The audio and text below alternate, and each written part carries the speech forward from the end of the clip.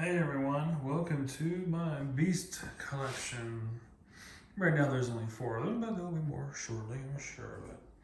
Well, more like I'm positive I will have more shortly. But let's get into it. So I got a DB Buggy XL 2.0, the electric, and it's got this particular color scheme, which I like a little better than the typical one it has. The other one's a Fox body. I like this one a little better. So with modifications on this so far, I've gotten a switch that's electric to turn the light bar on and off through the remote, so it's not just on.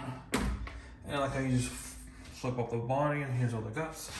So one thing so far modified besides just putting an electric switch to turn the headlamp on, or the roof light, is I added another servo. So there are two. The servo came with this. It came with this servo. I think they're on 45 to 50 kilograms, I suppose. So I got 2 of them all running on 8.4 volts. So it's got plenty of juice.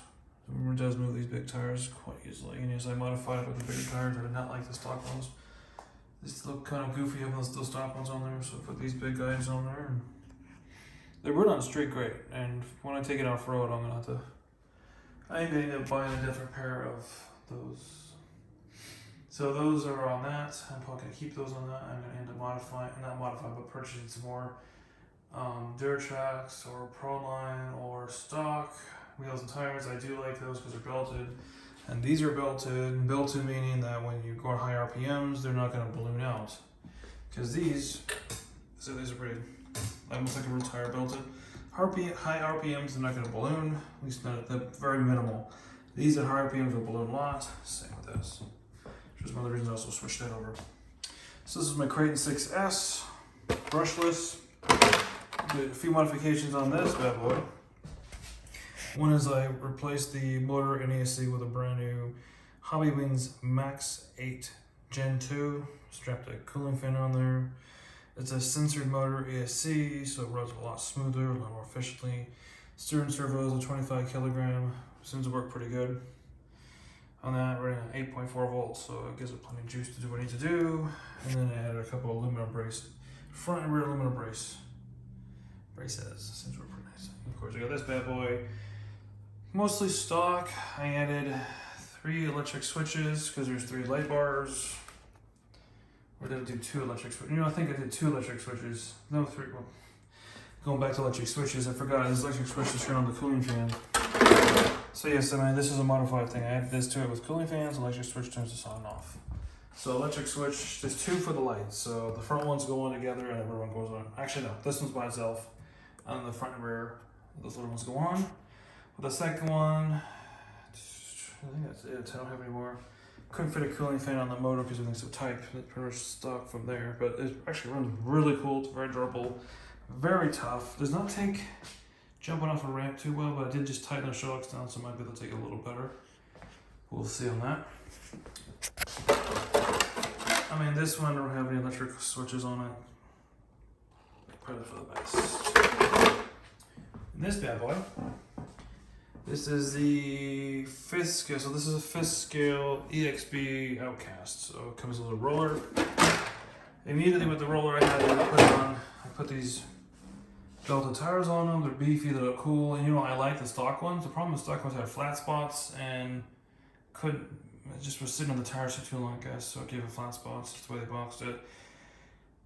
Sucks, but I bought this as a scratch and dent. So basically the box had slight damage on it. They taped it, they shipped it done, so I can't complain about the tires. So I just put these on. And they run great. Again, they're belted, they're really durable, tough. They're a bit heavy, but the way I have it set up, it's perfect. So I have a Max 5 set up in here with a 800 kilovolt motor. Electric cooling fans controlled by a switch. Big ESC. Takes 2 4-cell batteries, 8 cells altogether. Pretty cool beefy machine. I literally just upgraded the steering servo to I was trying to get a Primal RC motor. A Primal RC steering servo, like 130 kilograms. And when I went to go order it, literally checking on it for days. I went to order it, sold out. So I ended up going for a Spectrum. They're expensive, $225 one. I mean, I didn't want to spend that kind of money, but that's what was kind of available to me. It's 100 kilograms of torque. It's a brushless motor. It's got a really thick wire. It's got 18 gauge wires going for power, this and that. It runs great. I mean, What's funny about this Max 5 is a slightly older setup, so it's only a 7.4 volt. So servo versus 8.4, but even still, it runs everything perfectly. It makes these big tires move, no problem. The original one I had on was a cheap $50 one with only 50 kilograms or 70 kilograms. It didn't work too well. This one's a lot better, a lot quieter, smoother. Brushless motors, way to go for big old servos. And it works great. So far this thing's working amazing, and if it jumps really well, I tighten the system up so it jumps a lot better. You can handle it so when it hits back down the ground, it's not too soft that it can catch itself. If it's too soft, it'll bottom out every time. Chassis damage, I'm done with that. Also running a 39 tooth pinion, 39 tooth spur gear, so it's 1-to-1.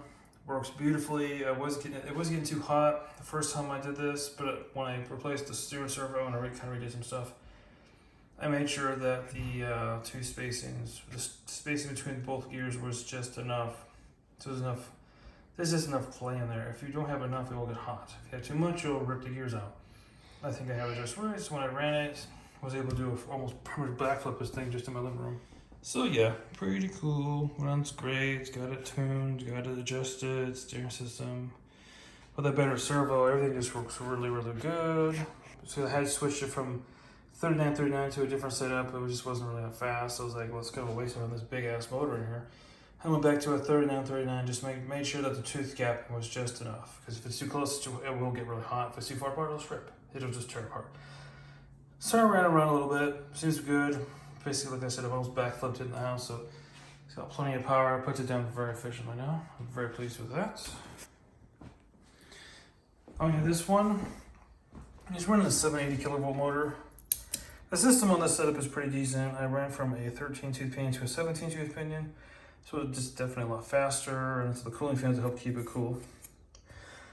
Let's see, I am going to upgrade this to a Max 4 ESC with a big 70 millimeter 560 kilovolt motor. That will give it an enormous amount of power. So it's going from an 8S to a 12S system. So two 6-cell batteries connected to each other, get you 12S. Lots of power and lots of juice. I'm still debating on what pinion to run. I'm thinking it's between 20 and 22 tooth pinion with the stock spur gear. With that setup, should give you like ridiculously lightning amount of speed. And even wheelie is the thing. I've seen people run these big heavy. These are heavy too. When everything's said and done, you're looking around 50 pounds with you basically the motor, ESC, all that stuff. I'm probably going to these right now seem to work great. There's no need for me to think I need to change them out. It's giving me about 90, almost the same amount of power as that one servo is in there. Now, when the 130 kilogram servos become available on the Power RC again, I'm going to get one just for this.